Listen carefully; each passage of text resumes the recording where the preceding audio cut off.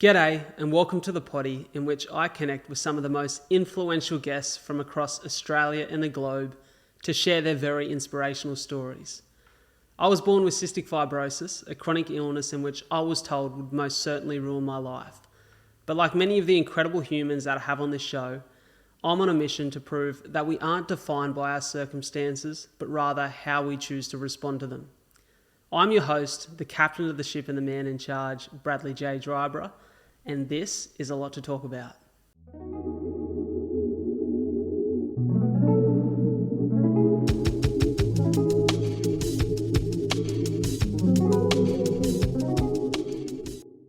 G'day, brother.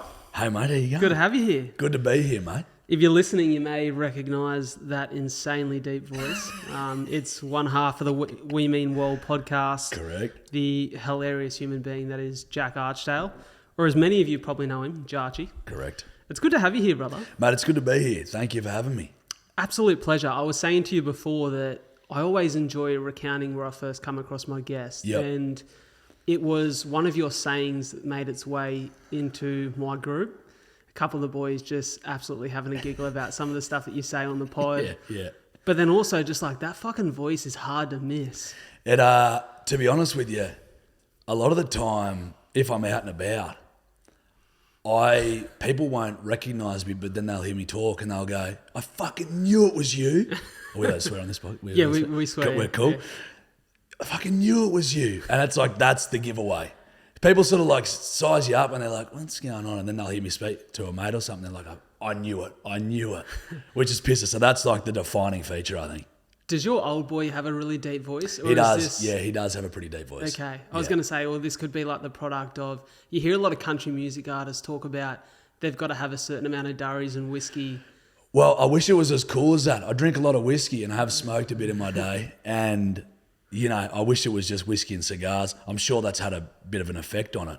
But I eventually went to this I got a bloody endoscopy. I had to get an endoscopy, colonoscopy and stuff. Yeah. And my throat has been damaged through severe acid reflux. I've got bad guts. Oh, wow. And I had to cut some polyps and shit out of my throat. Shit. So it was I think it's sort of just been over the years become more and more the way it is. Yeah. Sure, the whiskey and cigars don't help, but it's not as sexy as whiskey and cigars. It's acid damaging my throat, essentially. Fair play. I feel like my voice is funny. Like I hear myself on some pods and I'm like, is my voice high pitched? You got a bit of husk to it though. Sometimes it goes a little bit high pitched though. I don't know what it is. Maybe I'm still going through some form of puberty. Where you reckon you're still kicking? One's still about to drop. Or maybe there's a third coming through. Maybe there's some fucked up shit going on. Could be, brother. But you got a bit of husk to your voice. Yeah, a little bit at times. It depends. It depends on I think it depends on what I eat and drink. Yeah. Well, that's actually probably the same as me. I don't drink alcohol at all and I've never smoked. Yep. Maybe I'd sound sexier if I did. Just give it a go. But there's definitely I wouldn't say super consistent with how my voice sounds, which I think is quite funny as a podcast host. Yeah, correct. Chopping and changing, mate. Chopping and changing. Yeah. I've got a few different elements in me. So. That's fine. We all do. I wouldn't worry too hard. Talk to me about the pod, brother. Yeah. I love the pod. I've become a big fan of, as I mentioned to you before, we just had a coffee. Yeah. I don't listen to a lot of comedy pods. Yeah. I tend to be quite focused on storytelling and listening to people's stories. Fair. But I find you guys hilarious. I think the chemistry that you have with Lou is amazing. She's obviously a Kiwi too, so I think that Aussie Kiwi there's a little bit of back and forth. There's a little back and forth, yep. and I think that you just have a great chemistry, and you get a real genuine laugh out of listening to you both. Well, mate, I love to hear that. The best thing I can hear is if someone is I would never traditionally listen to something like your podcast and I found myself listening to it and enjoying it. Yeah. I'm that's a great sign to me. Because I'm okay, well, fuck, maybe we're doing something right here. If it's not if that's not what you would listen to traditionally and we've nabbed you. You've nabbed me. I'm that's great. And it's that's sort of the whole point of our podcast is just to let people forget about the shit show that is life for 45 minutes to an hour and just laugh. And it was like a discussion that Lou and I had pre the podcast, where it was like, we're never going to be hyper political.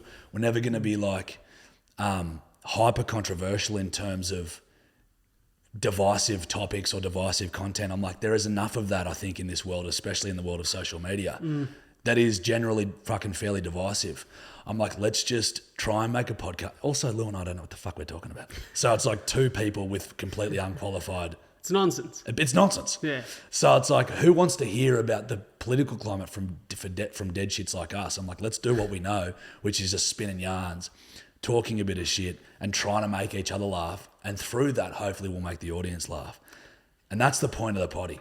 I've got to respect that, because I think what I see too commonly in social and the podcast space at the moment, which, you know, everyone has their reasons for doing things, but I think sometimes too many people's reasons for creating something like a podcast or a social media platform is to speak about things they truly don't know anything about or even have passionate interest in. I agree. Because they know it's going to get likes and attention. Agree, completely agree. It's hyper disingenuous, and that's mate, I dare say that's probably fucking 80% of social media a lot of the time. I also find with people, when they get a platform, yeah, there's some level of responsibility in terms of, if you've got a big platform, speaking about things that you're passionate about or helping certain communities or charities or whatever, like, you know, that's a good thing to do. But I think a lot of people become so, it's the age of narcissism that we're living in, and people become so enthralled with themselves and their opinions that they have this like moral superiority where it's like, I am the moral standard, you are all beneath me, hear me roar, you know what I mean? Yeah. Listen to what I say. And I'm like, I'm never going to fall into that fucking trap, nor is Lou, because there's already enough of that. You know, there's enough of that out there. We don't need to be another two that do it. 100%. And I think it's a dangerous game to play.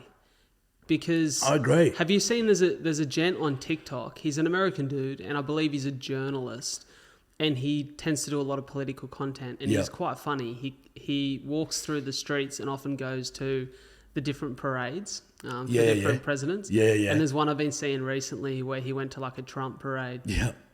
He's walking around the streets and there's Trump supporters, and he says to this lady, he goes, "What do you think about Trump?" And she's like, "Oh, he's the only true president. Obama, like, he was a terrorist and this and that, and I don't even think he was born here." And he goes, "Well, what evidence do you have for that?" And she's like, "Oh, well, I wouldn't believe the birth certificate. They can be false." And he's like, she's like, "Is there a witness?" And he's like, "His mother." And she's like, "Oh, well, she's got motivation to lie." And he goes, "Well, I guess it's kind of the same as Trump, right? Like, maybe he wasn't born here." And she goes, "No, he's been here forever." And he's like, "Well, what proof do you have?" And he's like, "Well, his parents." And it's like, and he goes, "See your logic." And the joke is like, if you don't understand, you're not willing to spend the time learning about a topic or actually having an opinion of value, you probably shouldn't voice it. I completely agree. And that's why I refrain from doing it. Because I'm just like, if I'm not hyper educated on a subject, what the fuck? I'm not going to put myself out there and be like, I'm the voice of reason here. Because it could so easily crumble beneath me. As soon as someone with any, like, slither of knowledge, you know. For sure. Well, I think it's also the responsibility. So, a little bit different to you guys, I share guest stories or interview guests on the pod. Yeah. And sometimes they've got views that are different to mine. Yeah. Or sometimes they have a story or a background that I don't know a whole lot about. The thing that I've learned over the course of now 200 eps is, if I'm going to have somebody on who's going to say something that might be controversial, I don't have to understand the topic in depth, but what I have to do is speak from a place of authenticity. 100%. Because you can't just agree with someone to make it comfortable. No. Like, I think we have to, and I see this issue in society today where there is almost this belief that you can't have a conversation with someone that you don't agree with or you're not on the same side of. Correct. Yeah, it's it seems to be like hyper divisive. The age of like civil discourse has seemed to completely have evaporated, and it's like, if they don't wholeheartedly agree with everything I agree with, they're the enemy. It's like, no. That's the opposite way you should think. You should be able to have conversations, disagree wholeheartedly with each other, but still be able to have a fucking beer afterwards and be like, "Well, it's okay." It's general respect for other human beings. Yeah, and also the way that they've grown up. Like, people grow up so different. Like, people in the bush grow up differently to people in the city. So people in the bush are going to have different opinions probably than those in the city. It's arrogant from either party to assume that you need to agree with everything because you've grown up in such different worlds that you're not going to have the same views. Man, that's sort of lost. I often speak about it that I think the podcast for me has made a real man out of me. And what I mean by that is it's given me a level of empathy I probably didn't have before. True. Because I think that coming into the pod, I was 24, 23 when I started the pod. And, it's still pretty fucking young. I'm still pretty young. I'm 27, right? Yeah. And so I think about, the kind of people I come across in the first 23 years of my life, and often they were from similar backgrounds to me. Yeah. I had a lot of mates who were from different backgrounds nationally, like nationalities. Yep. And so you learn a little bit about different cultures, but I grew up in Wollongong. Yeah. I spent the first 23 years of my life, outside of a year in Melbourne, solely in areas that were similar to this. And so you hear a lot of similar opinions and meet a lot of people who have had similar experiences or contrast. Of course. So I went into the pod with this idea that man, how could someone get addicted to drugs? Or how could someone go down that path in life and end up in prison? Or how could someone find themselves in a gang? Yeah. And I used to think, man, that's so weird. How do you make a stupid decision like that? And then I started interviewing people and hearing about their childhoods, the kind of experience they come from, the kind of context of which their life has been lived in. And I went, oh, that's that empathy muscle starting to fucking pulsate. Yeah. Because it's I can now see through a different perspective how you would go and live the life that you've lived. Exactly right. And I think that only comes I reckon ignorance is only sort of, ignorance only sort of dissipates through education and experience and experiencing other people's lives and the way that they, you're dead right, mate. If you're growing up in an area and you're with people who are similar, and it's just you don't understand it until they tell you your story. You're oh, I completely get it. Yeah, I probably would have done heroin fucking too. You know what I mean? I probably would have done that too, mate. Man, I think about it all the time. I would like to think I'm a relatively independent thinker.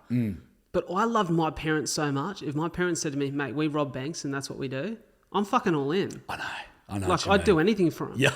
You know what I mean? So I'm you're correct. I'm just so lucky that I come from a home in which they were just the most decent and genuine people. I'm with you. So, I can start to see the other side of the coin. Yeah. And why people make the decisions they do. It doesn't mean those decisions are always right. No, not and most of the time, those people are the first person to tell you that. Yeah.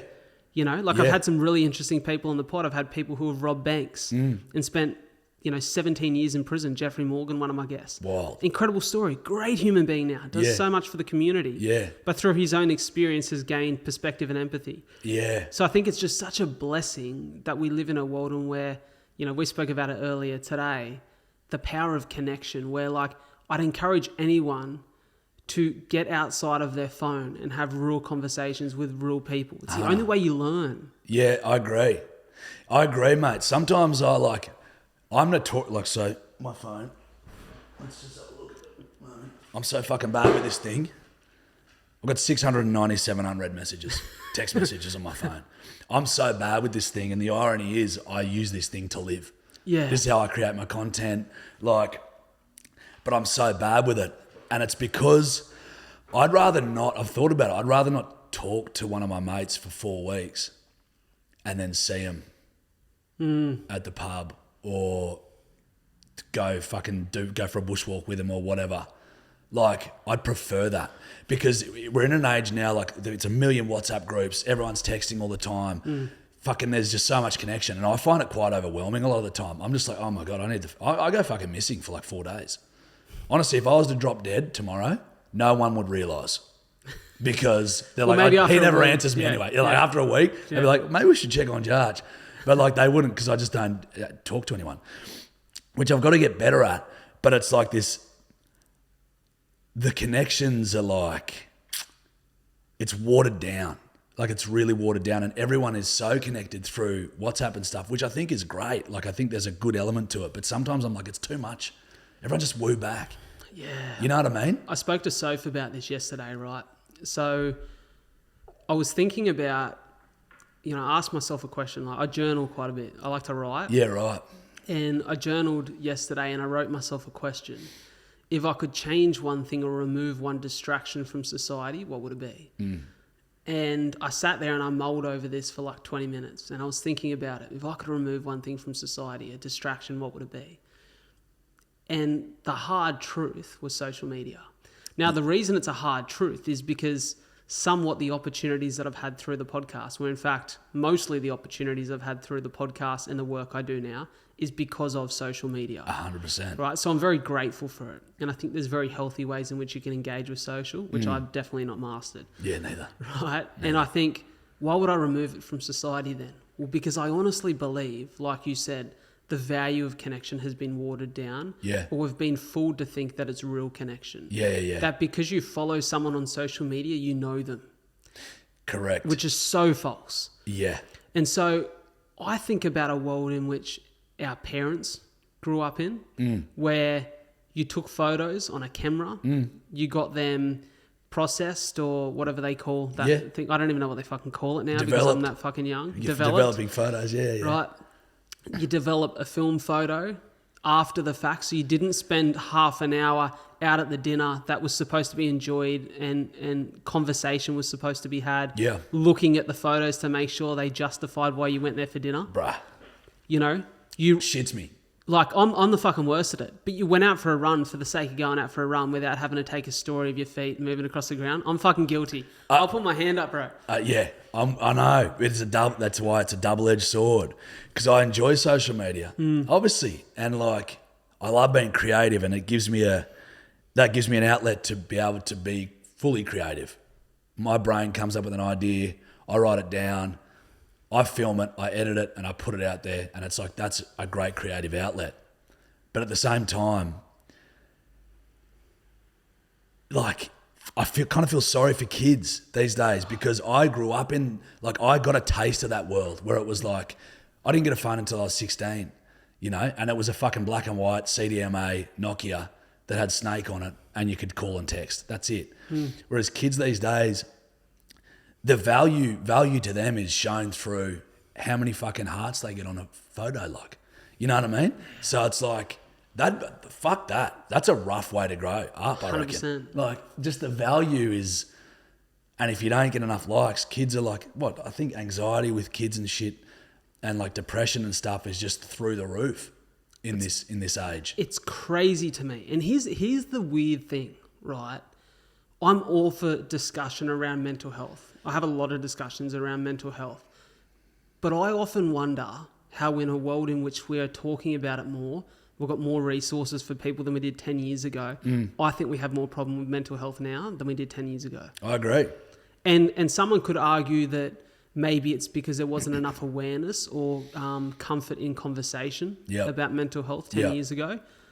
I have to disagree though, because I think that we live in a world now in which comparison is the biggest problem when it comes to mental health. Yeah. And we all, I think if you looked back 100 years ago, even 50 years ago, to a world in which our grandparents lived as adults or young adults, they would have existed in a community in which, yes, you would still compare yourself to people because you'd see maybe the one lad and lass who drove down the road in their automobile and you thought, oh God, that must be a luxury. Yeah. But there were only very few people who you see and exist like that. Most people had similar to you in your region or your area. Yeah. And to get outside and understand what other people had or to compare your life, you had to travel. But what happens with travel is being there in person and having real conversations. You understand the context and the situation in which they've gotten to that point from. So you could go and see someone, you could see a successful businessman and you could go, man, he's driving a really nice car and he's wearing a strapping suit and he seems to be really well-to-do. But when you then seen the way that he worked, the way he showed up, had a conversation with him about what he does, you understand how he got to a point in which he could have those things. Yeah. Where now you see a 20-year-old on social media driving a fucking Lamborghini and you go, how the fuck does that work? Yeah. And why aren't I at that point? Yeah, exactly. There's no context. Nah, zero. And because a lot of people don't want to share their real life, I'm talking their real life on social media, because it's not as flashy it's made out to be. Fuck no. You think, fuck. Man, the amount of people who have assumed that I'm in a position of wealth because I have a podcast. Yeah. I'm laughing at you. Yeah, yeah. I'm on the other side. But look, mate, I know what you mean. But people also make that assumption as well. Look, I'm not fucking gonna say that what we've done and where we've come to is not fucking like it's grouse as fuck. But at the same time, there's a harsh reality to it, which is like, yeah, the podcast is doing well, but we got our first check for the podcast the other day, Lou and I. Like our first sort of proper paycheck, like it was like $600 each. You know what I mean? Yeah. And it was like, but that was based on the fact that it was like, it's a whole yarn I could go into, but it's like, Lou and I aren't sitting on fucking millions of dollars because the podcast, there's a million podcasts out there. There's a million other podcasts that get sponsors and blah, blah, blah, blah, blah. We're doing pretty well. It's starting to really turn over now. And it's like, which is grouse because I've quit my job. I'm now full-time doing it. So it looks like we're at a point now where we'll sort of get like a monthly amount of money coming in and we can budget with that money, which is awesome. Yeah. It's actually like, it's fucking grouse that I can do it cool full-time. That you've created something. 100%. And I'm like, I'm blown away. I pinch myself every day. I'm blown away by it. But you're right. Just because people see you on a screen doesn't mean you're a fucking millionaire. Like, it just is, you know, like sometimes I'm just tapping my card. I'm going, fuck, I hope this fucking goes through. Like, you know what I mean? I'm still there. I'm still there. But it is funny that, yeah, that perception is always going to be there. And that's what we were talking about before. The perspective is key. People will always compare themselves. I try and never compare myself to anyone, namely because I don't really give a fuck if someone's doing better than me. Because I know there's people doing worse, and I know that people would look at Lou and I and be like, I want to get there one day. And we're looking at people being like, oh, that's where we want to be. But you can really go down a rabbit hole of comparing yourself and then becoming fucking depressed about it. Fucking oath you can. You know? And I'm like, that's why I never really do it, because I'm just like, there's no point. I'm happy where I am. We're doing okay. We're doing well. Like, I've quit my job. I'm doing it full time. I get to work with one of my best mates. I get to work with 3 of my best mates, Hello Sport Boys, Tom and Eddie, who are basically like the big dogs are the bosses, you know? And I go to a studio and I spin yarns and chat shit and laugh. I get to laugh every day and be creative. And I'm like, that's fucking special. So I'm like, I'm happy. I'm happy where I am. And I think people need to sort of focus on the present a little bit more and not worry so much like about what fucking other people are doing. You know what, man? It's beautiful what you're saying, because I totally agree with it. And I am so guilty of comparing myself to other people, both in a personal but more so in a business sense. Yeah. I think it's, you know, when you've created something like this, I think there is sometimes healthy comparison which encourages you to step up your game. I agree. Which is great. I do agree with that. But then there's also the comparison in which you go, fuck, I'm really stoked with that conversation I had with Jarch. God, that was fucking so much fun. That was a great time. And then you look at the numbers and compare it to someone else's numbers and go, oh, fuck, like it's not doing well. Yeah. And then you start to feel bad about the thing that you originally felt great about. Yeah, which is, yeah, it's a fine line to walk. I think having a competitive nature is fucking grouse. You got to be competitive. My whole thing is like, I want people nipping at my heels for the fucking duration, however long this podcast lasts for or whatever it is. I want to be at the top and I want people nipping at my heels. I want people to be like, I want to be where they are. I think having a competitive nature is red hot. Important. It's super important. But comparing yourself and then like feeling down about it, I'm just like, you've got to give yourself a little bit of a pat on the back. You're like, fuck, I'm having a nudge.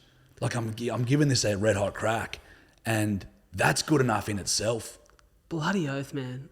You know what I mean? I'll share a story with you. So I was telling you before when we had a coffee, I went on Dill Buckley's podcast, Dill and Friends. Yeah. And I told Dill this on the podcast that leading up to that point in time, to be honest, man, I was in a challenging little place mentally, not in a bad way, but in a way where I was struggling to figure out, how do I make this thing work? Like I've been doing this thing for 3.5 years. It hasn't exactly got to a place where I can feel really comfortable paying my bills and, you know, just having the basic necessities of life covered.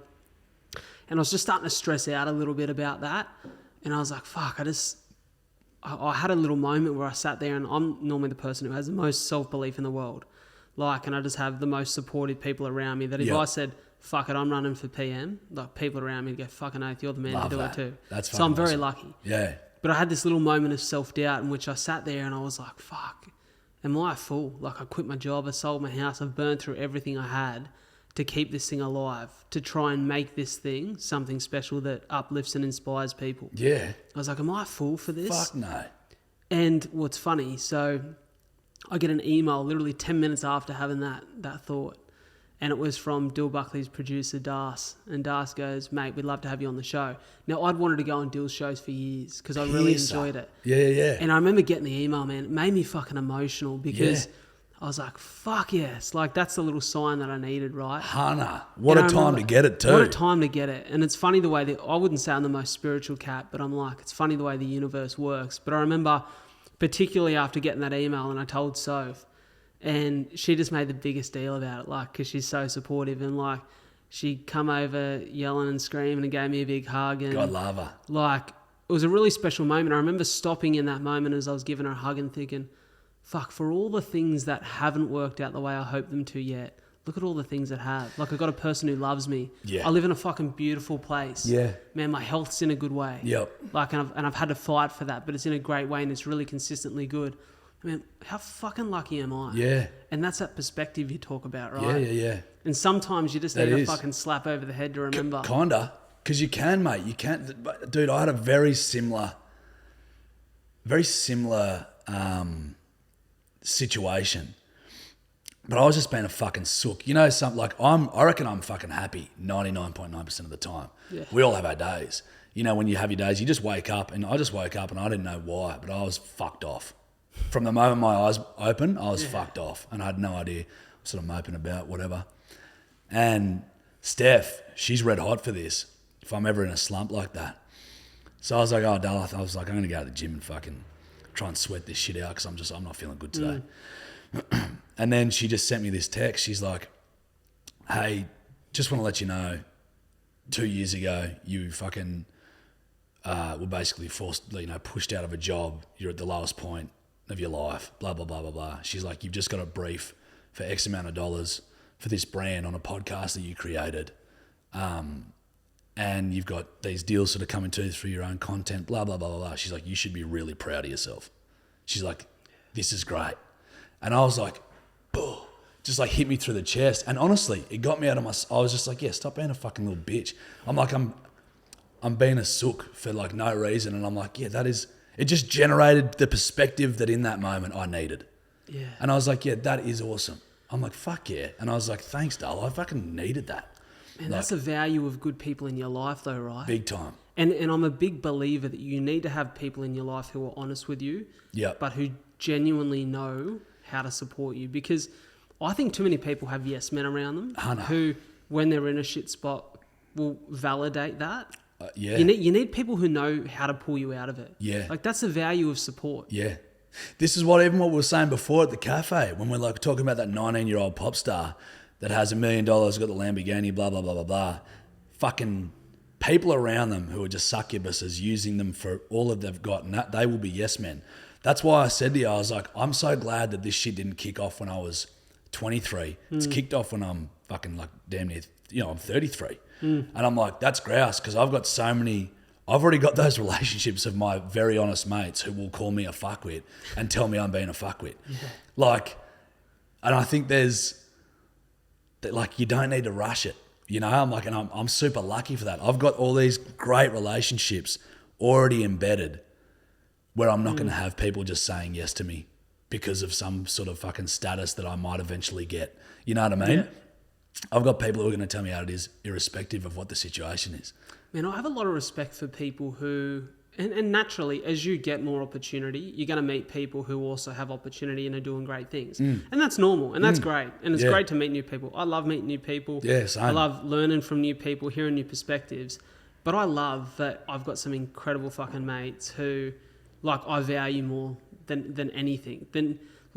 They're always there. They do completely different things to me. Like, they've all got their own wacky, unique things going on in their jobs and their lives. Yeah, And I love that because it keeps you humble. 100%. And it's really nice to have the people around you who fucking backed you.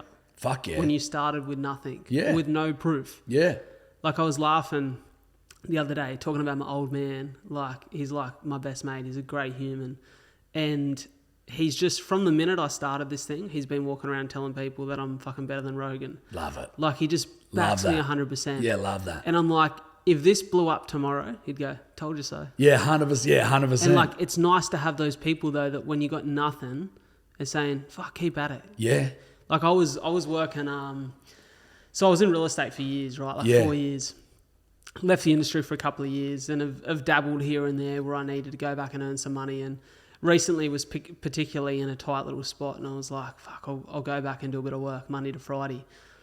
But it's just never been a good place for my mental health. Yeah. I think it's one of those industries that for me takes me away from who I am at the core. Yeah, yeah. And I've worked a bunch of different little jobs. Like there was a period in time through the pod in like year 2 of it where I was working, 2 of my mates through COVID started a fruit and veg business delivered to your door. Pisser. Mate, I was driving the van for him every week. I Love. fucking loved it. So, yeah. Man, put a podcast in my ears. I'm with you, mate. On the road, I'm driving with you. through the northern suburbs of the Illawarra, dropping people's fruit off, getting to say g'day to people. Yeah. And like, for them, it's a highlight of their week because they've not been out of the house. Yeah. I fucking loved it, man. Yeah. So I know that I'm not afraid of a little bit of work. Yeah. But for some reason, this real estate environment, great people that I worked with, but just the career isn't for me. So I found myself in a tough little spot, man, where I was starting to feel a bit of anxiety. Yep. And it was knocking me around a little bit. Yep. And I was walking up to the office one day because I used to walk from home, like a 10, 15-minute walk. And I'd call my mum and my dad on the way up every morning. And I was talking to my old boy, and he was asking me how work had been, and he could just tell that I was flat. Yep. And man, he said to me, he goes, mate, promise me that whatever you do, you don't give up on your dream. And man, it fucking love that. It rocked me. 100. It rocked me and made me that emotional. I get emotional talking about it now. 100%. Because I thought about, fuck, no matter how tough shit gets, all you've got is yourself Yeah. and the shit that means something to you. Yeah. And you've got to be able to come back to that. And I think that's Yeah. the thing that gets you through starting anything and like enduring the long, treacherous road of it's not going to work out immediately. 100%. And that's if you're comfortable with that fact, then you're going to be okay. Your old man sounds like a fucking goat, to be honest with you, mate. He is. He's the goat. Like, He's a very good man. yeah, that support's integral.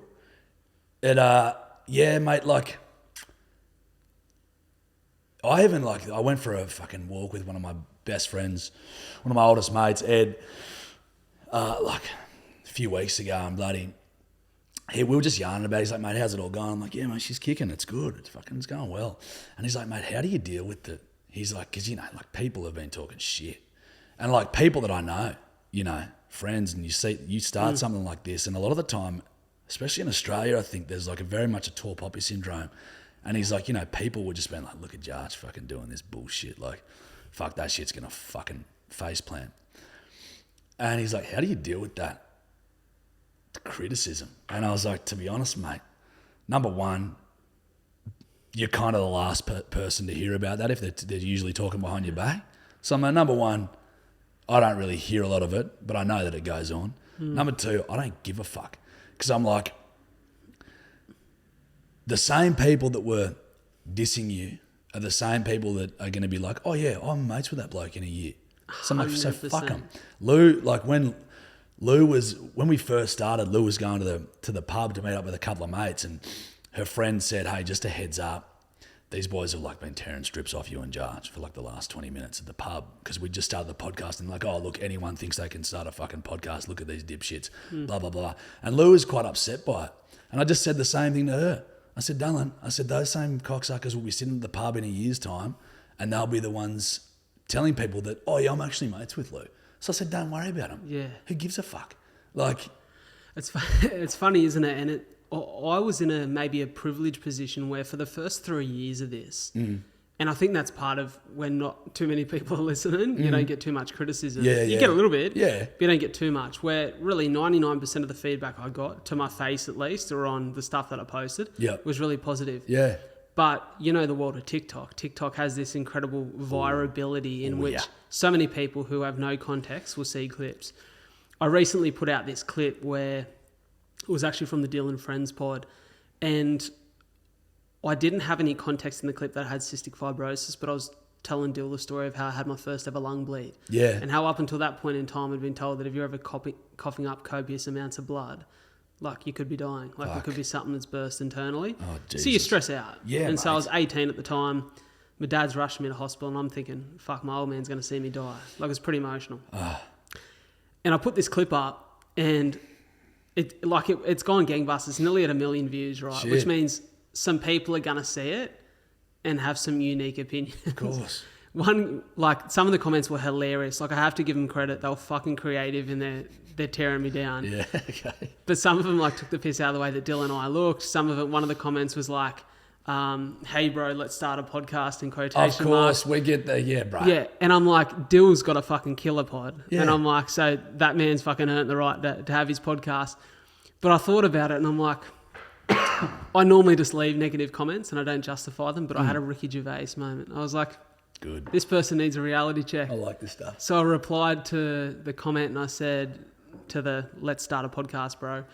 And I replied, you should try it. You get more from it than you do for being a cunt on TikTok. And I'm like, that shuts That's it a down great pretty response. quick. That shuts it down pretty quick, you know? 100%. But I reckon some people need that reality check because there is this thing that, you know, they call them the keyboard warriors or the tall poppy syndrome, that culture. Man, you get nothing from being a piece of shit. And, you know, to go full Ricky Gervais, he has that quote, you know, better to create something and be criticised for it than criticise people and create nothing. Yeah. I'm a huge believer in that. It's a phenomenal quote. But why do we live in a society where people feel as though they got the right to tear people down that they don't know? It's interesting, isn't it? And it's almost seemingly, if you go through the internet and all the shit, like the default. It's almost like, excuse me, bro. It's almost the default for people to be negative. I think like we're quite lucky. You know, we get a lot of that shit as well. I'm quite lucky in the sense that most of the shit that I get is positive. I reckon 99% of it Likewise. is positive. Yeah, you know, like it's positive, but there's also a lot of shit. And like, sometimes you're just like, this is why I don't give a fuck about that sort of stuff. Because I used to. So I used to be like, Jesus, that's mean. And you'd have 40 fucking positive comments and that one negative comment and you're like, that negative one would stick in your brain and you're like, what the fuck was that guy so mean? That comment. And then you click into the profile, it's like a fucking 8-year-old kid. And you're like, oh, what? Or you click in the profile, it's some dipshit that you wouldn't even like, but you're like, bro, I wouldn't even fucking sit down and have a beer with you. So in what world would I let your opinion fucking ruin my day? Bro, I had one the other day that was a kid, he was 15 and he had his profile picture on TikTok was him holding a can of Foster's, I think. Yeah. Or Tui's. And he was like, I coughed up blood 3 times, just got the fuck over it and got on with life. And I was like, you must be the hardest guy. Yeah. Old Terry Tough cunt. Oh, good on you, mate. No, you're a fucking legend. No, good work. Yeah, no, you're red hot. Yeah. Hard as nails. Yeah. I know. And that's the thing. That's the more you realise that like most people are going to be pretty positive. You're always going to have detractors, irrespective of what you do, mate. Like, you know, you got to have your critics. Yeah. And some of it is hyper vitriolic. Some of it is so vitriolic. You're just a fucking cunt, full of fucking anger and hatred, and you're spurting that onto people on the internet for no apparent reason except that you fucking hate yourself. Some of it is good. Some of it is like gives you a bit of a fire in the belly. Constructive criticism. Yeah. It's a difference. Yeah, and like I've said, like I'll never listen to a random person telling me that they're offended or like that I've done something wrong. But as soon as like my friends or family or people close to me are like, that's pretty fucked, I'm like, okay, I will stop and listen. Might not always agree, but I'll be like, that holds a lot more weight to me. For sure. You know, the internet is just a cesspit essentially a lot of the time. And I know we're being hypercritical. I say hyper a lot, fuck me dead. We're being critical of it, but you know, it's also kind of like our bread and butter in a sense. Like we need it. Well, my pop said to me, and he's a legend. He lives below us actually. He's just here? Yeah, just here. Oh, Same fuck apartment yeah. downstairs. Him and my nan. Grouse. My pop always said to me, as a young man, he always said, it doesn't hurt to be nice. And I just think we live in a world where there's enough shit going on. Just be good. Be a good human. I agree. You know? That's why, like, mate, I'm always waving in traffic. I always try and say good day, like just say good day to people. I think coming from the bush, it's like that's sort of like that's like it's intrinsic in us part to of how always you say operate. hello and like, you know, and it takes fuck all to be nice. You're dead right. And it's a good thing, man. Like you know, the weird thing about living in the city is like, sadly enough, sometimes it seems like it can be a bit of a rarity. You know, like where people are, if I have a pleasant interaction with a person in a cafe or at the butcher or whatever, someone's like, oh no, you go first, and a big smile. I'm like, that makes me feel good inside. And I'm like, and I note that. And I'm like, it's weird that I have to note that as like a positive experience. Like that should kind of just be happening. 100%. But it doesn't. Like it just doesn't. And it's a bit sad in a sense. It is, because I think that's the way that society should be. Yeah. And you're right, it's definitely a way that people operate in smaller towns or in the country. Yeah. My partner's from Temora. Yeah. And when you go back to Temora, you get that sense of, and I think it's because you know most of the people who you exist in that place with. Yeah. There is a level of connection that tends to suffer in the cities. I agree. You know, because most people are busy. Often, you know, Hugh Van Cullenberg, Resilience Project, the Imperfects podcast. Oh, yeah. Yep. Yeah. I remember hearing Hugh talk about it on a podcast once, and I've felt this. I know a lot of people here. I've lived here 26 of my 27 years in Wollongong. Yeah, true. Right, so I've grown up going to North Beach in Gong from the age of 4 doing surf club. Most mornings I'm down there running. Like I know a lot of people in Wollongong just out of default of walking past them every day. 100%. In COVID, it was massive down there at the beach where everyone was going for walks and runs. And Soph always says to me, she feels like she can't have a bad hair day because every time we leave the house, we're going to see 100 people I know, right? 100%. Yeah. Correct. And I love that because I love, same as you, I love being able to say g'day to people and have a connection with people. Same. Even if it's just to say, hey, how you doing? With you. But I would sometimes, I found myself in the last year or two being a little bit stressed where I'm busy, that sometimes I feel as though I avoid some of the busier spots because I don't always have time, and I don't want to not give people time when they see me. When they stop to say g'day. Yep. Because I want them to feel like I care, because I do. 100%. But sometimes you just don't have the time, right? Yeah, mate. And I remember hearing Hugh Van Cullenberg talk about this, where he said he felt particularly bad about the fact that this one morning he got bailed up by a few people to say g'day, and he didn't have the time for them, and he felt really bad about the fact that he had to go, oh, I'm sorry, I don't have the time. Yeah. And I struggle with that, and I think that's not particularly a challenge that you get when you live in smaller areas, but when you live in a more populated area, and we're not crazy populated here, definitely not like where you are in Sydney, but I feel the pain of that sometimes because I want to give people the time and energy that they don't get anymore. Yeah. I know exactly what you mean, mate. And it is. It's a weird thing to grapple with. And I also know what you mean. And sometimes, you know, I love every single person that's ever come up to me to say I love the podcast or I love your content. It's just such a positive, fucking awesome experience. It's great, isn't it? And I want to yarn to them. And like half my mates are just like, fuck, I hate going out with you, bud. Because especially if we're on the grogs together. Because people's inhibitions are lowered when they're on the grog. So at pubs and stuff, it happens a lot more than, say, just walking down the street. You know what I mean? Yeah. Because they're like, fuck yeah, Jarch. And they're like, bro, if we go to the footy together or something, we're walking out, they're like, mate, it is admin with you. Yeah. Or like with the Hello Sport boys, or if we're with Lou or whatever, because people are just sort of pulling you up. But I'm like, but dude, do you understand how positive that is for me? That someone's coming up and telling me that they love the podcast or something, or like, what am I going to do? Be like, fuck, cheers, cunt. Yeah. You know, I'm like, dude, that's awesome. That's grouse. And I get excited. And you've got to admit, it feels nice. It feels very great. nice. Like, it's not like it's to a point where we're fucking Chris Hemsworth and shit walking around, you can't go anywhere. It's like, it just gets peppered into life occasionally. And I'm like, I always want to have the time for those people because they've come up and they're telling me that something that I'm doing is affecting them in a positive way. And I'm like, that to me is mind-boggling, number one, and fucking so awesome. You know? And without them, you wouldn't be able to quit your job to do it. Exactly right, mate. They are the bread and butter. Man, I'm nowhere at the level that you guys are, but I was going for a run a few weeks back, and we're out sort of Taraji Wade running, and I'm going to give him a shout out because I'm not sure who it is or what his name was, but some legend that we run past. It was just Soph and I. We probably got about, like, I could see he sort of like glanced at me and I glanced at him and like we just gave each other the head nods. Yep. But he got about 5 yards past us and he yells out, "Oi, fucking love the poddy." And I was like, Love appreciate that, brother. And I said to that. Soph, fuck, that's nice. Someone gives a fuck about what I do. Yeah. That's special that like he likes listening to people come and vulnerably share their stories on the podcast. And he That listens means to something. you. Yeah, like that means something. It's cool as fuck, mate. It's very cool. And I don't think you ever take that for granted when you've had to work for it. Hannah. And I think it's like, that's, you know, I've had people DM me and stuff. If you think I'm bad on my texts, just guess how bad I am with my DMs. I'm actually so lucky I saw your DM, dude. So that we could do this. I didn't expect you to. Didn't you? Because I miss some of mine and I don't even get that many. I miss fuckloads. But I feel so and bad. Instagram's a funny little spot now because you've got like requests.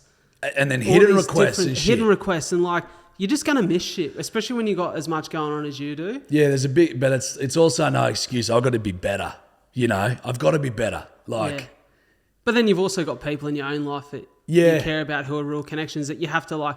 You can't spend all your time going through DMs. Can no, you? no, correct. Or you wouldn't get anything done. Nothing. There'd be no podcast. No, no podcast. But it like, that's the thing. It's like, if someone is, I get DMs and they're just like, "Oh man, I saw you at the airport, or I saw you fucking at the pub, and I didn't want to come up and bother you." I'm just like, bother me. I'm okay. That is okay. If you like what I'm doing and you see me and you want to come and say g'day, mate, I'm like, fucking come and say g'day. That's awesome to me. Yeah. And that's part and parcel with what I'm doing. Without people listening to it or without people viewing, like, I can't do this. Man, I've been thinking about that a little bit lately, right? So I said to you that coming off the back of the Dylan Friends pod, he's built an awesome community. Like what Yeah. Dill's done with his podcast, Yeah. the community's super supportive. Like they get around the people that come on the show. That's mad. I had so much love from the people who listened to that. It was actually fucking surprising how many people connected. I thought it was fucking special. True. And I was thinking about it and I'm like, man, I need to create a bit more of a community with this pod that gives back to the people who are so good. And I often get, I get messages from, usually from a lot of dudes who are similar age to us. Yep. In that sort of like mid-20s to mid-30s who listen to the show, appreciate the vulnerable conversations and, often in a world in which connection isn't as strong, we've been talking about that, feel a little bit lonely or like they don't have a group of people that they can connect with about real shit.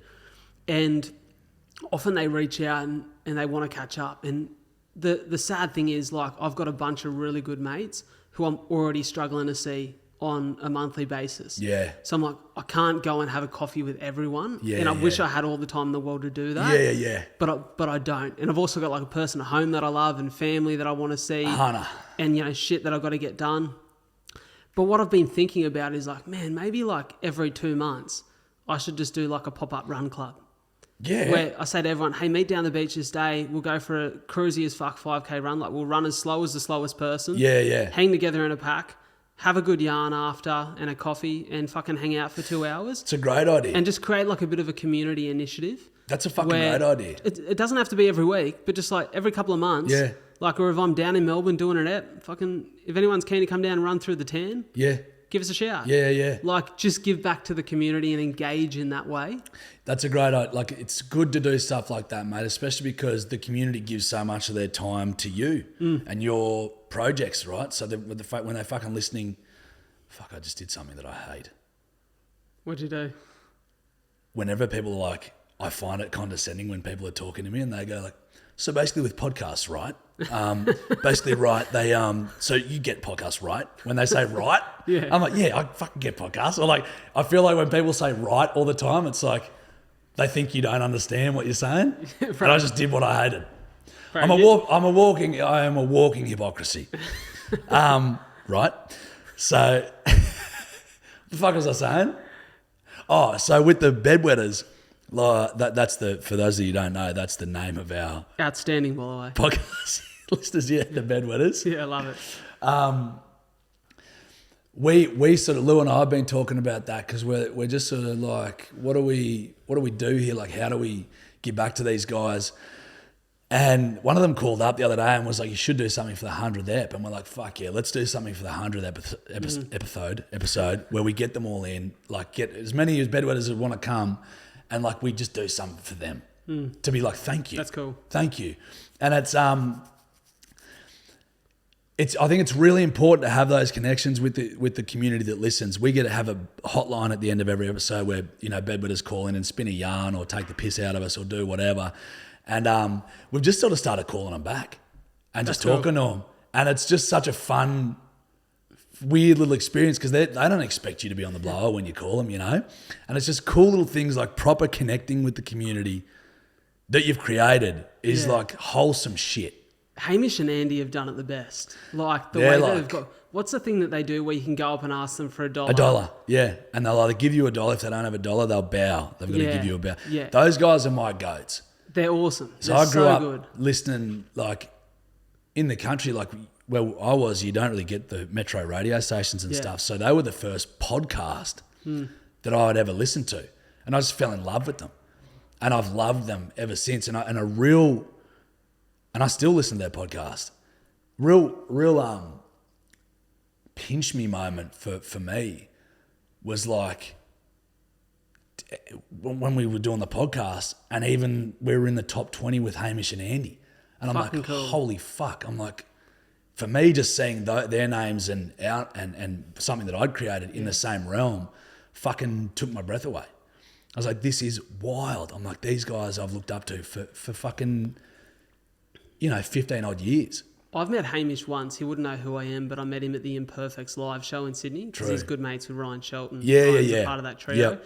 And I just met him through a mate of mine knew one of the lads that he was with, and we had a 5-minute yarn. And they seem like, and I've become friends with Jack Post through the Poddy. Yeah. Their producer and good friend of theirs. And good guy, Jack. And they honestly are so fucking down to earth. Yeah. Which is awesome to see. It's actually wild because they're exactly what they are. Yeah. On the podcast. Which is a special thing because it's not, I would say it's not that common. It's a smoke and mirrors industry, bud. Yeah. Sometimes the nicest people that you see on screen are like fucking, that's what they say, sometimes they're the biggest monsters. And like the people who are considered like fuckwits because they're like mildly abrasive or like, Kyle Sandilands has a really bad rep with a lot of people. They're like, that guy's a fuckwit. He's a fucking, I reckon Kyle's a lovely guy. Well, because I think it's people who don't take themselves too seriously. Yeah. In real life, like, I used to work at the radio station where with Kyle and Jackie, I used to work at Today FM, and he was always hyper friendly. I was at the hair bloody dresser the other day doing like a bit of content. That's why I've got blonde tips in my mullet. And he was next to me getting his hair cut, mate. Yeah. And we just yarned, and he was just such a sweet fella. Love that, eh? And I'm like, he's got a very he's a polarizing figure. People love him or hate him. Yeah. And I just think it's interesting that it's an industry where, it can be a very fake industry. He's one of the real ones, I reckon. Hamish and Andy are just like, they're exactly who they are, I reckon, on air as off air. Just really lovely, genuine, down-to-earth people. So talk to me about this. I'm not sure if it's supposed to be a secret. I don't think it is because I think you've said it on a pod before. Yeah. But there's a podcast that you've been planning to start for a long time. And I believe Hamish was your first interview. Great Australian Yarns. It was a mate of mine, Hamish Street, not Hamish. Yeah. So I've got Great Australian Yarns is in the works. So firstly, great podcast name. Thanks, mate. Awesome podcast Thanks, name. Bro. Yeah, I just thought, like, as we discussed before, us like big into storytelling, and I think Australians are great storytellers. The best. Just like, if you get someone who can spin a yarn, like they can enthrall or capture an entire audience, even a pub full of drinking, people they can capture an audience, and I think Australians are pretty good at it. And that was basically how all this shit started.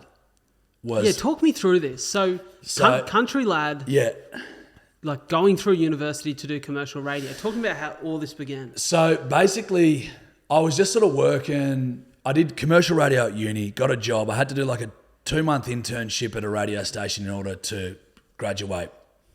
They offered me a job after a couple of weeks at this radio station. I go, you beauty, finished uni, got a job. So then I was sort of in and out of the city and the country. I sort of worked there for about 2.5 years. Then I was a logistics manager for a furniture company. in the Southern Highlands.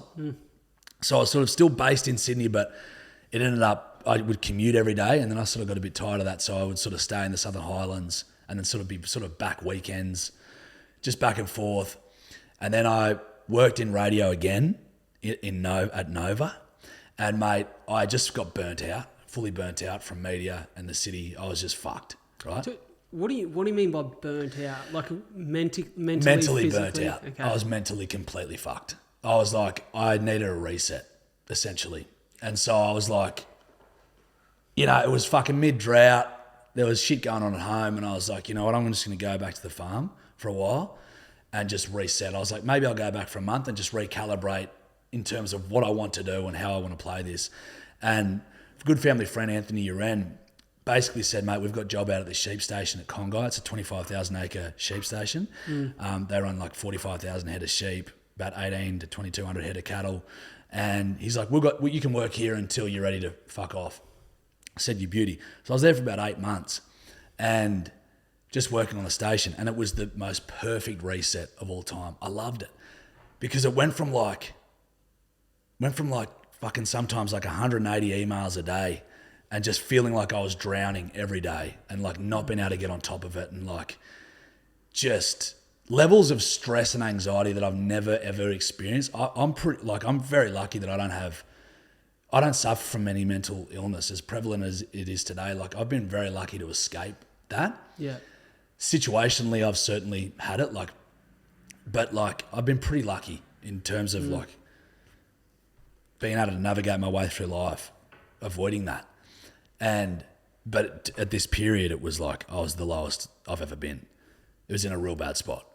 Do you mind if I ask, like, what does that look like for you? Is that you disconnecting a little bit from the people around you? Is it drinking too much? Oh, fuck yeah. I hit the bottle like there was no tomorrow. And I do. That's sort of like maybe like one of my worst traits is like I drink a fair bit, but it's always positive, like in terms of I drink because I enjoy it and I have fun. Yeah.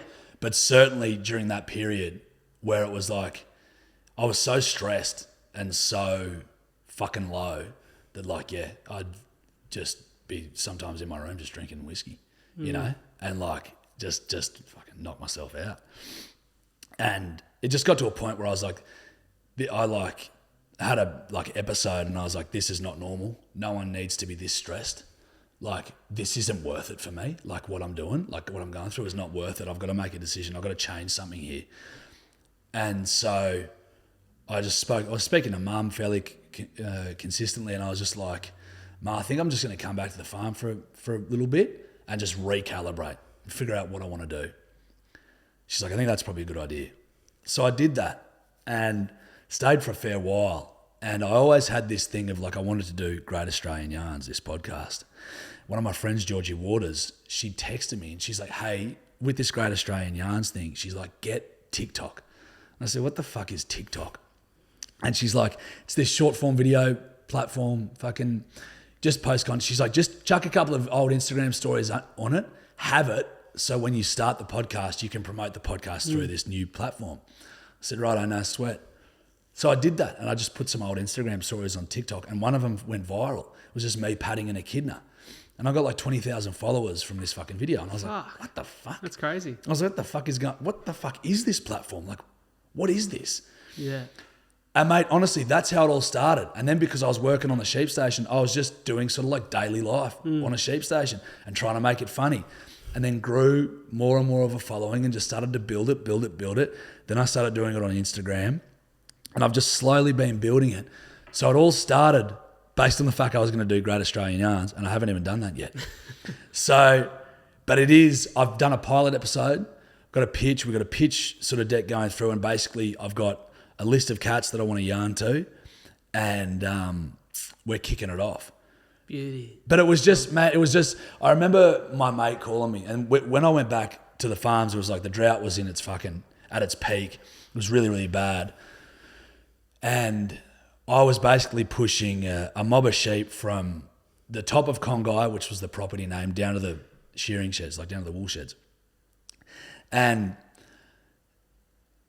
it was like going to be like a 4 hour job, the sheep were moving fine. They weren't doughy. I was just had like headphones in, listening to, music. It was like a bright sunny day. It was hot and warm. And I'm just sort of like cruising. And it was like a stark contrast from where I was to where I am now. My mate calls me, Eddie calls me. He's like, how you going, mate? I said, mate, I'm in heaven. He's like, why? And I said, mate, do you want to know what my job is today? I've got to move this mob of sheep from that point to that point. That's it. That's my job. And he's like, yeah, right. And I said, coming from the stress of like 180 emails a day, fucking people calling you, like to the point where I was like punching in my cupboards because I was so fucking stressed, to now I'm just like kicking back, 1 foot out, cruising in this Polaris. And I was like, this is bliss. It was exactly what I needed, mate. I completely reset. Man, there's something about it, isn't there, where... So were you at Nova before you left? Yeah. Was there fear leaving that job that you'd never get a job back in commercial radio or back doing what you'd worked so long to do? Kinda, but at the same time, I was so fucked mentally. I was so burnt out. I didn't give a fuck. Like there was a bit of that fear, but I was cooked, mate. I was just like, I've got to figure out my next steps, and that's why I'm like, without being at that really low point, I needed that. Which is crazy to think that sometimes in your lowest moments, that's the catalyst for the best moments to come in a weird way. Bro, I think it sets them up. Because I have, outside of let's talk about movie stars and musicians for a second, right? When you look at that world, you see a lot of chaos. And a lot of that chaos is related to addictions in drug and alcohol because of the amount of money they have and the amount of pressure and stress. But there are some that I think handle it really well. And there's something about that space that I'll look at. And I think they've figured out something, obviously because of the amount of money they make. Yeah. But they have an ability to step in, create something, and step out for a long period of time and get recalibrated. Yeah. And there's something about that process of like step in and engage, step out and recalibrate. Yeah. That's really interesting to me. Yeah. And I've been thinking about that a lot, right? So I look at, say, for example, Zach Bryan. Yeah, I love Zach Bryan. Fucking weapon, right? He's I was mad, never a country music guy until about a year ago. That's good, mate. And now I fucking love, it's all I listen to. Welcome country to the club, music, brother. Right? I love that. The best. I was listening to Zach Bryan on Joe Rogan, and he was talking about how he writes all of his own music. It all comes from a place of authenticity and honesty. It's what he's experienced as a part of who he is and the human he is how he writes. And he said that you can go on a tour, which is considered to be the pinnacle for an artist, in which you engage in massive show night, next day recover, massive show night, next day recover. And you might do that for 6 months straight, right? And all the travel in between. And by the end of it, you're wrecked. And then you're wrecked, but you're at a place where you feel like you've got nothing to write about. He's like, you know why? Because you haven't lived life. You've just been in this fucking bubble, craziness and this bubble for the last 6 months. So he said, I have to remind myself all the time, when a tour ends, just go and live life for a while. Because that's where my art comes from. Love that. And I think about that and I think, fuck, isn't that important?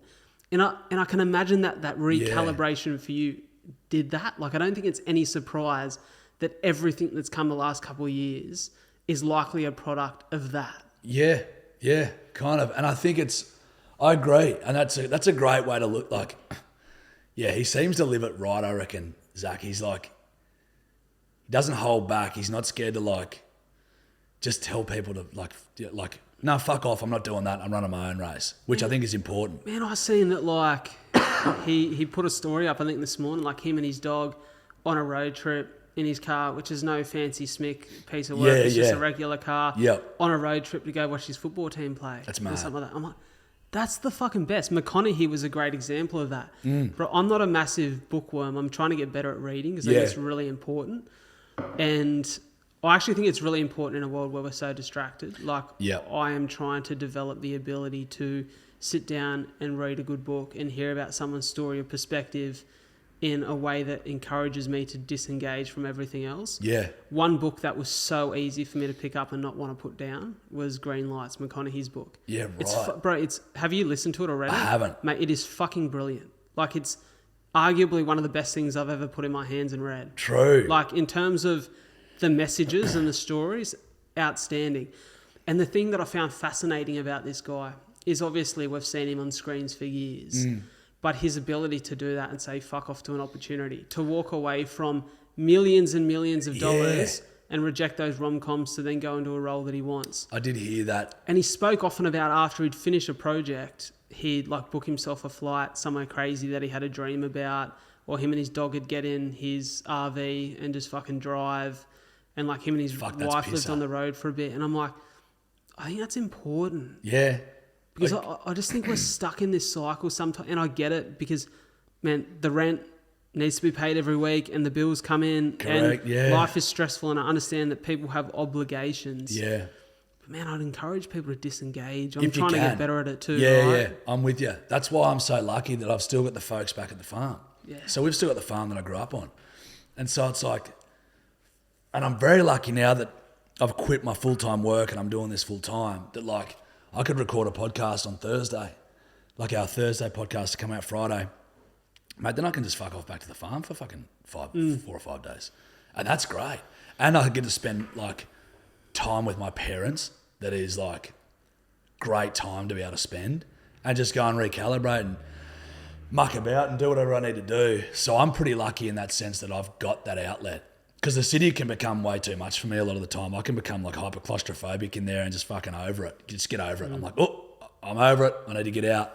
It like builds up. Then I'm like, release the fucking valve, release the pressure. And then I'm come back and I'm cool. Tell me, with like the last, year and a half you've been doing this, like has it created aspirations to do other things that maybe you've not even touched or looked at yet?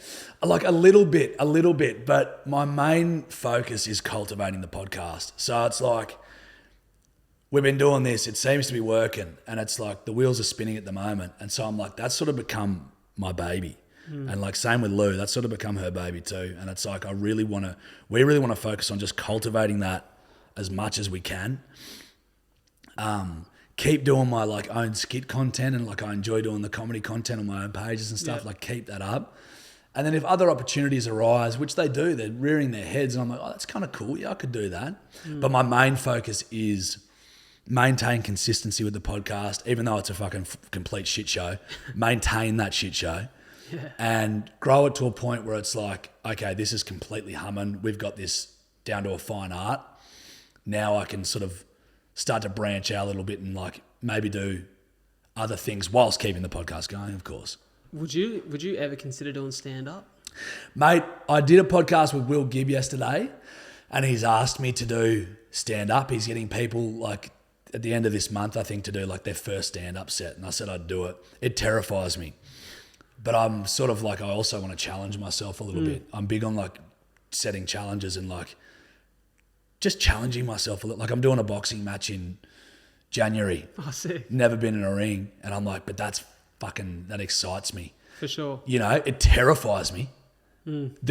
I'll tell you what scares me more than fucking getting in the ring and boxing is stand-up comedy. Shit scares the fuck out of me. It's relentless. Bro, I just don't think I'm about that life. But I want to give it a whirl, and fuck, if I fall on my ass, I fall on my ass. It is what it is. But I'm going to do it at the end of this month, and then I'll probably hang up the boots. I had a guy on the pod. It hasn't come out yet. It likely will have by the time people listen to this. Yeah. With Andrew Hamilton. Mate, I went to uni with him. Yeah, there you go. Yeah, I went to uni with Andrew. We're in the same college. Did you buy mushrooms off him at some point? I didn't buy mushrooms off him, but... yeah, him and me are mates. We've sort of been in contact with each other. I love what he's doing. He's doing some cool stuff. It's fucking awesome. I had him on the other night and he's just good over man. Zoom. Yeah, and he fucking had me proper giggling. He's a funny lad. He is, eh? And we were talking about how fucking daunting 5 minutes of stand-up can be. Like, even if you're trying something new and you're experienced. Yeah. Like, he's been doing it for about a year. He's like, man, even when you try a new gig and you're trying some new content, it's fucking scary when like you don't know how people are going to respond. Yeah. And I find it funny because doing some keynote work, my mate Brett Canellan and I often laugh that your worst nightmare in a keynote is to have less than like 20, 30 minutes. Because that's such a challenge to pack what you need to pack in. Is that right? And have So the time to evolve. Kind of the opposite. Bro, an hour, I'm in my element. Because I get time to allow a story to evolve, to pick the segues, to watch the way that people respond to something and know I can dive a little bit deeper on this because this seems to hit the mark. Yeah. Where in 20 minutes, that's why the TED Talk is such an art, right? Because you have this small, finite amount of time to have an impact on someone. But it's the opposite in stand-up. Yeah. Bro, you've got to be a master to spend 30, 45, 60 minutes on stage. That's why like only the best do the specials and shit, dude. For sure. Because it's like... You listen to a Ricky Gervais like Humanity or Supernatural. Love them. Fucking outstanding. Unreal. But what a skill that is, because you've had me laughing for 60 minutes now. Yeah. And it's unreal. That's hard. Like, it's an unreal thing to do. It's a tough thing to do. And with, like, stand-ups, that's why it's like Andrew's fucking props to him, mate, because it's like when you're starting out, like, all comedians say, they're like, you bomb. You bomb all the time. And I'm like, I don't know how I'd fucking deal with that. Yeah. Like, I don't know how I'd deal with just going out there, doing what you think is funny. People always telling you, you're funny, you should do stand-up. But it's like, that's another world. You know, and it takes years to also like cultivate a great stand-up presence, I reckon. I think you'd be very good at that. That's the reason I ask, because I think that there's a level of personality in which if you're a little bit different to the standard, you know, you can really do well in that space. It's why someone like Aaron Chen. Yeah, I have. Love it. Fucking hilarious. Hilarious. But such a peculiar personality. Oh, yeah. That you're like, that's what, that guy's even funny just standing there. I agree. It's just the way he stands. Like, just the way he stands and like his posture and the way he kind of like murmurs out what he's saying. I'm like, that's fucking hilarious. Hilarious. So I think there is definitely an art to it, but I reckon you'd go, I'd love to see you on stage. I appreciate it. Well, 27th, mate. 27th of this month? This month. Oh, fuck. Wait, in Sydney? Yeah, somewhere. I'll have to talk to Will about it. Keep me posted. I will, bro. That'd be fun. Do you mind if I take a quick Yeah, go for it. Is that all right? Go for it. All right, we're back. We're back. Coffee's Sorry went about through that. us. Coffee's went through us. Straight through us. Talk to me, brother, about the pod. Do you think it will ever evolve into a space in which you get guests on, like on We Mean Well? So we had our first guests yesterday. Oh, nice. Yep. So we've talked about it, and I've become mates with these two blokes, Tommy and Cam. They do the Alpha Blokes podcast. Yep. They're down in Sydney for the UFC, and I was like, I've been on theirs, and we've sort of developed a relationship. And I was like, boys, we'd love to have you on as our first guests. So we've started to do that. It'll be like we're going to maintain our routine. So we'll do 2 eps a week every single week. And then, we're going to start just sporadically having guests on when we can. And it'll be like a bonus episode. So once every few weeks. So like, mate, if you ever want to come on and spin yarns, we'll get you on and we just spin yarns and it ends up being like a bonus episode for the week. Yeah, cool. So, I dig that. So we've just started doing that. And Lou and I have spoken and we're like, well, maybe let's get a bit of a list together. Yeah. And just a list of names, and we'll just start reaching out to people, and over the next year or so, we'll just start peppering them in to the potty. Cool. Yeah, and it's fun. We did it yesterday, and I really enjoyed it. It was kind of cool because it was like a little bit of a breaking of the mold of what Lou and I usually do, and it's just fun having other people to bounce with and yarn to and sort of that sort of thing. So it was really good. But it's the best. I say it, like I've not made any money from this pod really yet. Yeah. But it's been one of the greatest things I've ever done with my life. Awesome. Like I can't tell you how special this has been. Like I was just on the phone yesterday to a gent. How's this? I'm a big Gang of Youths fan. Yep. They're probably for a long time been my number one artist. Yeah. Right? Love their stuff. One of my best mates, Joey Dicko, and I went to their concert last year together. And we're sitting down up in Sydney at Kudos Bank, and this couple walks in and they're walking to sit next to us. So they've asked us to sort of like move out of the way so they can shuffle past. And I looked at these two cats and I've gone, fuck, you guys are from the Gong, aren't you? And they're like, yeah, you're kidding. And he goes, fuck, your face is familiar too. He goes, fuck, were you on the news for running a marathon with bleeding lungs? I'm like, yeah, that's me. And we start having a yarn. True. So I start talking to these guys, and this cob that I'm sitting next to, we're just having a chat. Yeah. And, mate, most interesting guy, right? So Steve Budgeon, Budjo ended up coming on the pod after just meeting at the concert that night. True. Former Special Forces operator. Fucking hell. Worked all through like New Guinea and fucking Solomon Islands, where the warlord Stanley Katoa, had been on the run, and like they were after him. Bro, the stories, fucking fascinating. 100. And I'm like, if I had not had the pod, would this have happened? Yeah, yeah. Like, would there have been a reason for me and this guy to go deeper, right? And so the reason that we ended up catching up was he goes, fuck, I'd love to do what you do. Like, I love the idea of having a podcast and just yarning to people. Yeah. And I was like, mate, I'm fucking happy to give you a hand if you want to start something. Like, let's Yeah. have a yarn. We ended up going for lunch, talking for, I think we sat at lunch for 5 hours, just talking about life and different experiences. It's a good fucking effort, mate. Mate, great effort, right? 5 hours. Huge yarn. Yeah. And then ended up, like, I went to meet him like 10 in the morning and got home fucking late afternoon.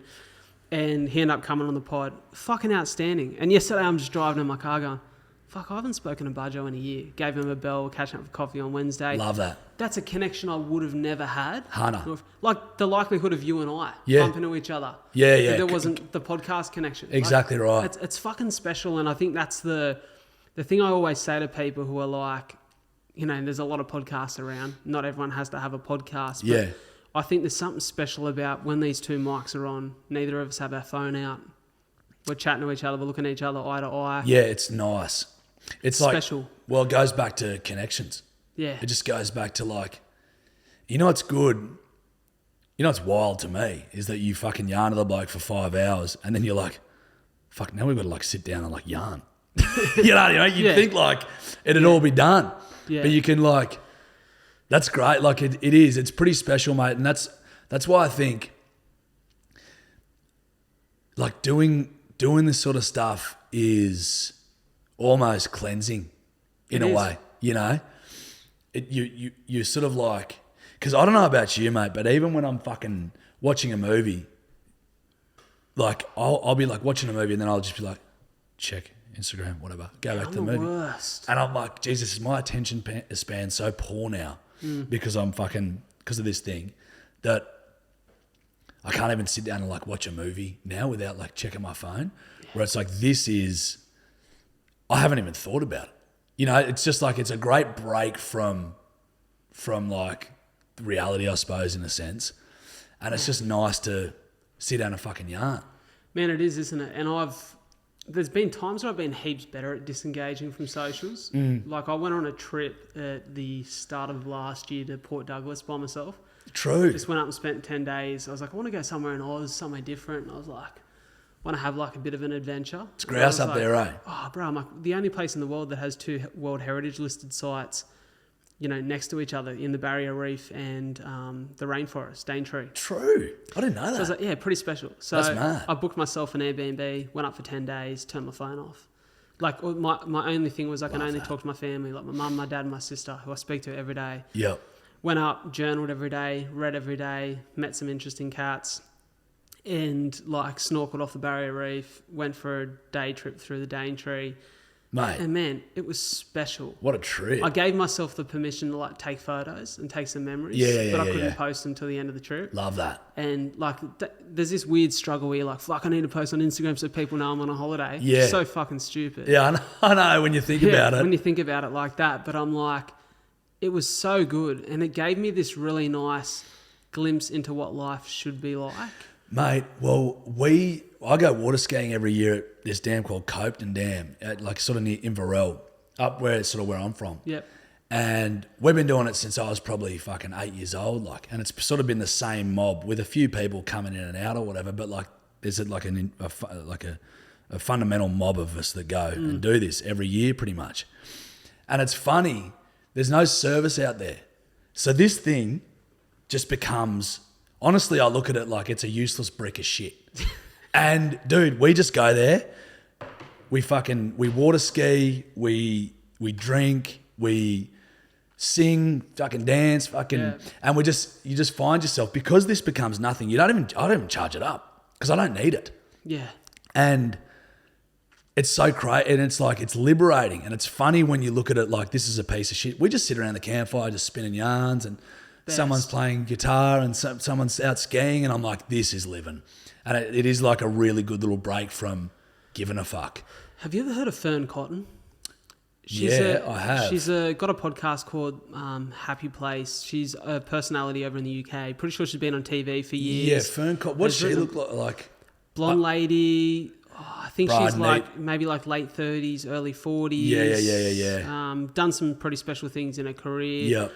And I listened to her do a few interviews. She's actually fucking brilliant. But I don't listen to her consistently. But she just popped up on my social the other day. First time I'd noticed something on the feed in a while from her. And it was a post of her just saying that, like, over the course of summer over in the UK, she made a commitment to herself to put her phone away all day, to go out with a film camera. Nice. And, like, whatever she experienced, she took photos on that. Yep. She got them developed later, so you couldn't check them. Love it. Just get them developed later, and just engaged in real connections, real life, had a blast. And, like, would come home and check her phone at night just to make sure everyone's okay, her family's good, her friends are sweet. Yep.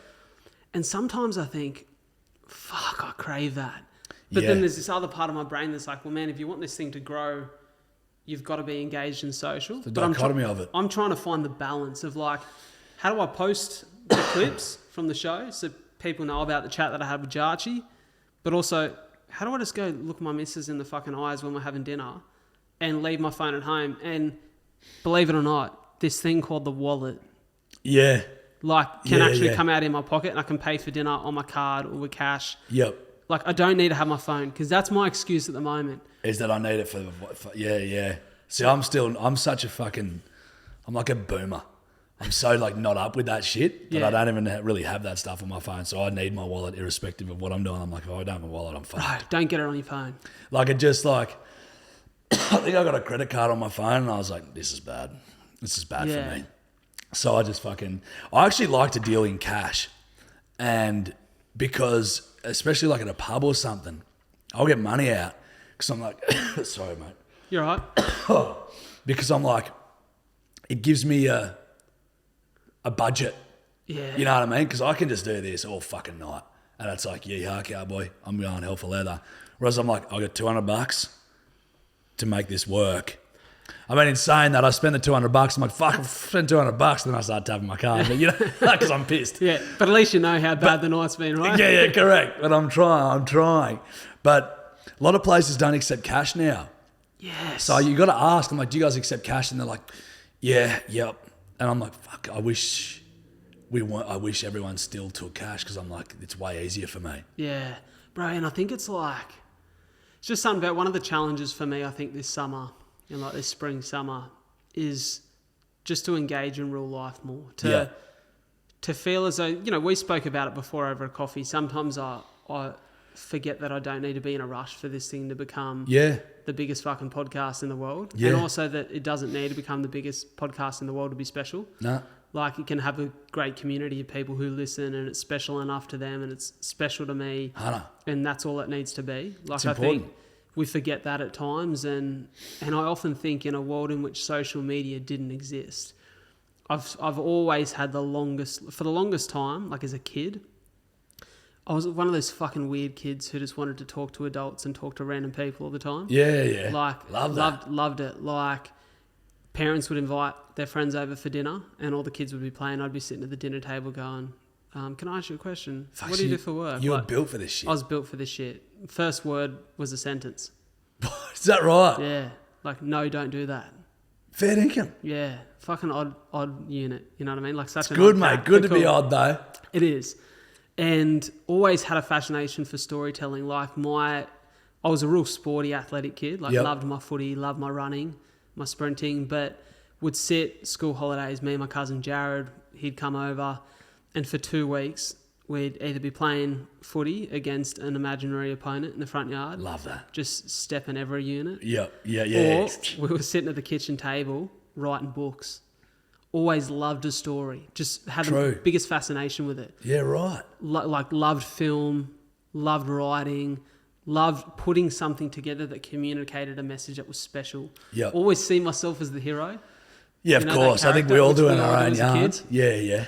But always had this fascination with it. And I think in a world in which social media and the internet didn't exist, I obviously wouldn't be doing a podcast. But I think I'd be telling stories in some way. And maybe that's not all that bad. Yeah. You know, sometimes we get attached to the fact that this thing needs to become something. Yeah. And this thing can be whatever it is for whoever listens. Yeah. And it doesn't mean that I'm not a storyteller unless it's the top pod on the charts. Correct. And maybe I'm the storyteller who's sitting at the cafe who can capture people. Like you spoke about that great Australian yarn, that guy at the pub who has the group of people around him as he's telling the story that they're fucking locked in on. Yeah. I think there's something special about that. I agree. And I was writing a book in 2021 through COVID, which is about 70% done. Yep. And I said to Soph yesterday, I want to find a bit of time in which I can carve away and finish this thing and make it really special. Because I think maybe that's my best medium. Yeah. And I just haven't had the opportunity to express it yet. That's it, mate. But that's the beauty of it. And the beauty of what you're doing is you've got a million different avenues that you can go down in terms of like what you want to pursue. You know what I mean? You are a storyteller. It is what it is. It's part of you. So it's like there's also a great benefit, I think, of trial and error. You know what I mean? Yeah. Like if this one avenue doesn't work out for you, fine, you fucking tried it, whatever. Maybe try this.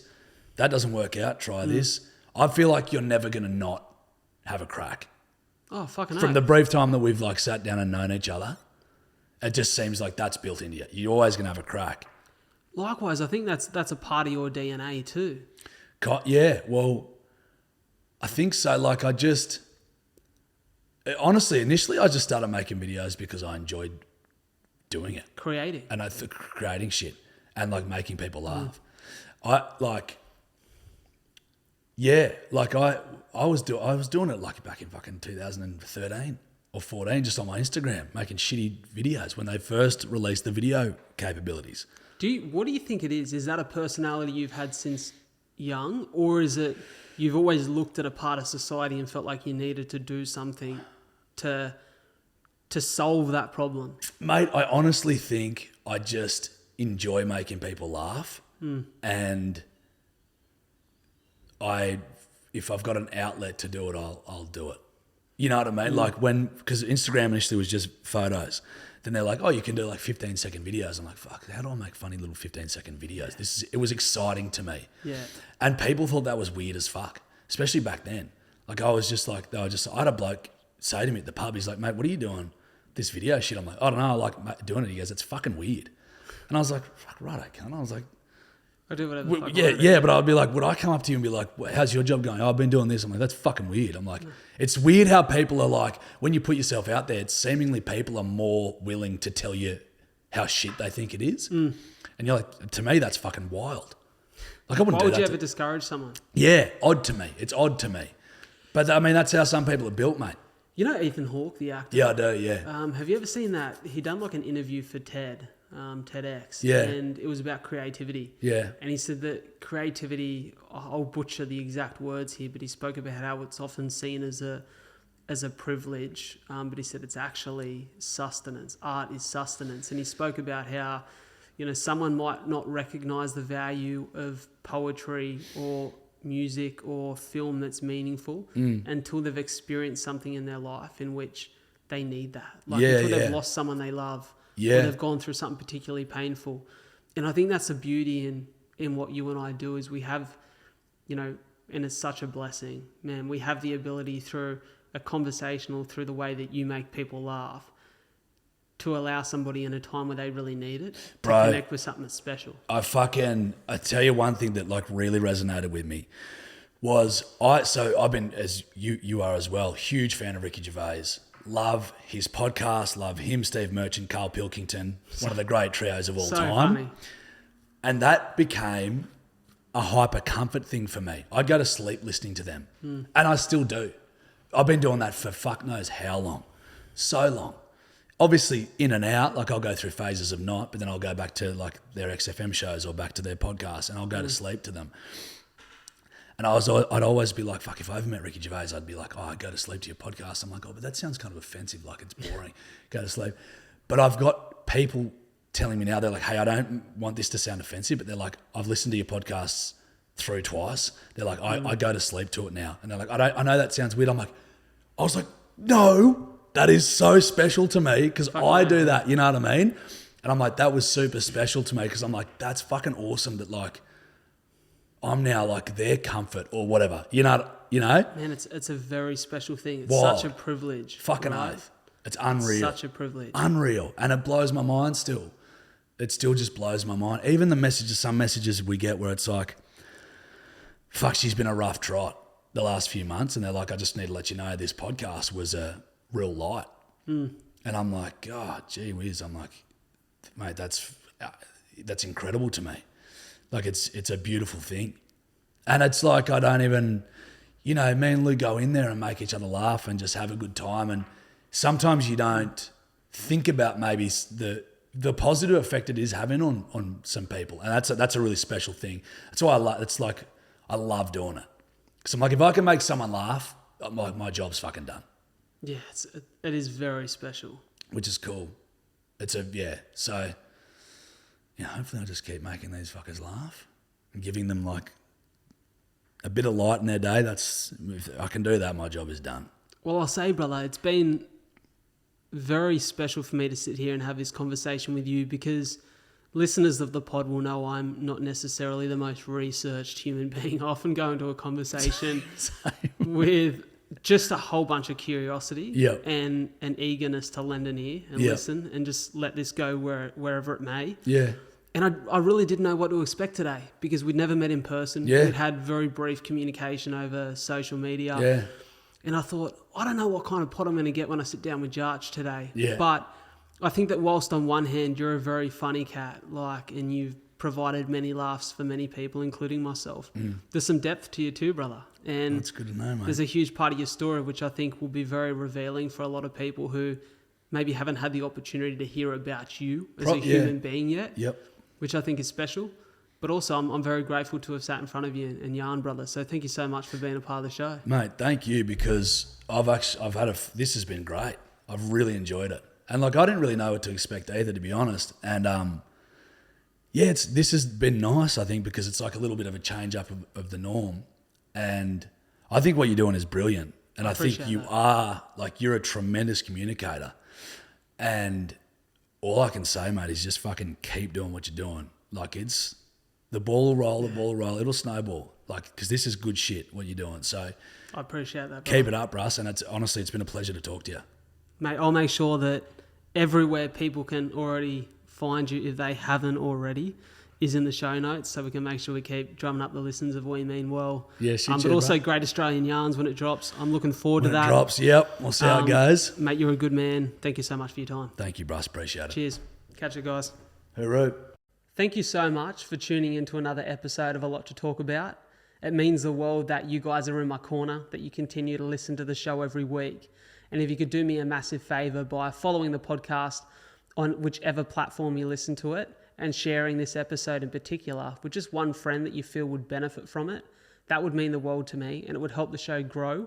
The more the show grows, the bigger the guests we get on, the more that we can do, and the more we can share and support you guys, the listeners, the viewers of the show. Before I go, I want to pay my respects and recognise the traditional custodians of the land on which we meet and record this podcast. The Aboriginal culture has such a rich history in storytelling, and as a passionate storyteller, I really hope that the stories we share and connect with on the show can allow the many cultures that now call this beautiful land Australia their home to come together and continue to respect the stories and the culture that make this the land it is today. Thank you so much for tuning into A Lot to Talk About. I'll catch you next week.